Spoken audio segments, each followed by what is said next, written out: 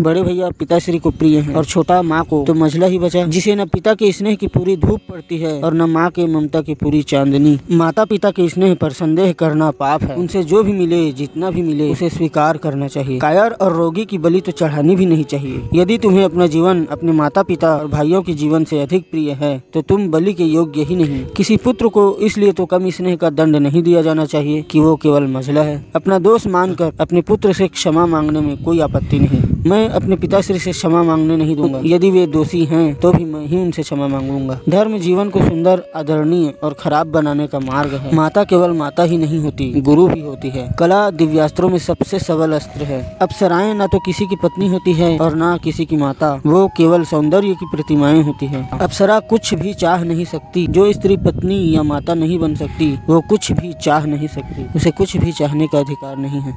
विधाता से अच्छी कथा तो कोई बता ही नहीं सकता। अब समय केवल 3 लोगों का ही आदर करता है, ब्रह्मा, विष्णु और महेश। ब्रह्मा इसलिए क्योंकि वे इस संसार के रचयिता हैं। विष्णु इसलिए क्योंकि वो इस संसार के पालनहार हैं और महेश इसलिए क्योंकि वो ही अंतिम सत्य हैं, महाकाल हैं।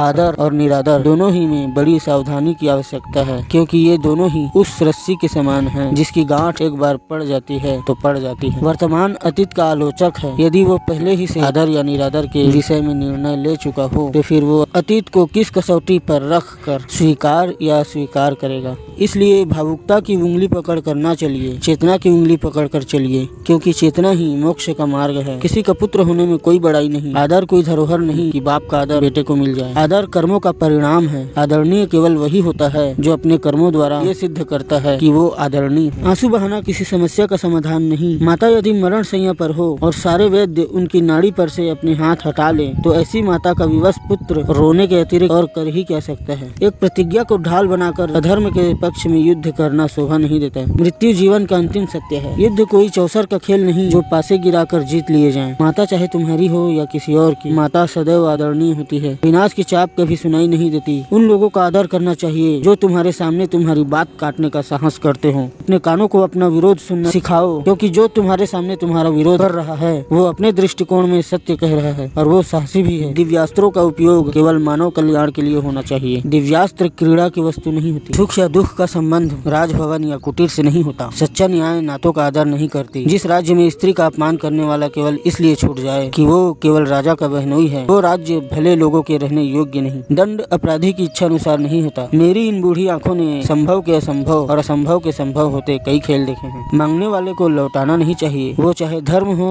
या अधर्म, सत्य हो या असत्य, शून्य में नहीं जी सकता। उसे भी उगने और पनपने के लिए समाज की उपजाऊ मिट्टी चाहिए। कोई युधिष्ठिर चाहिए, कोई धृतराष्ट्र चाहिए। प्रकाश के लिए सूर्य चाहिए, चंद्रमा चाहिए या दिया चाहिए। महारथी बनने के लिए तो महारथी को ही परास्त करना पड़ता है। युद्ध में ये भी संभव है कि तुम्हें जिनसे युद्ध करना पड़े उन्हें तुम्हें वत्स कहने का अधिकार भी हो। कभी कभी जीवन मूल्यों की रक्षा के लिए भी युद्ध करना पड़ता है और ऐसे युद्ध में कोई किसी का नातेदार नहीं होता। प्रणाम का परिणाम आशीर्वाद होता है। माता का श्राप उसके आशीर्वाद से कहीं अधिक शक्तिशाली होता है। श्राप किसी समस्या का समाधान नहीं है। श्राप देने का अर्थ ये होता है कि श्राप देने वाले ने परिस्थिति से हार मान ली। कोई वृक्ष अपने फल से नहीं लड़ सकता। नागफनी के पौधे पर चमेली के फूल नहीं आ सकते। अपनी व्यवस्था मान लेने से दायित्वों का बोझ कुछ कम हो जाता है और जीना कुछ सहज हो जाता है। वर्तमान को केवल भविष्य के लिए उठना चाहिए। यदि तुम उसके लिए नहीं उठोगे तो वो तुम्हें स्वयं उठा देगा। राज्यसभा उच्चाकांक्षाओं का आमोद ग्रह नहीं है, ये तुम्हारा तपोवन है। राजनीति तुम्हारी तपस्या है। वर्तमान अतीत का उत्तराधिकारी होता है। मौन का अर्थ सहमति होता है।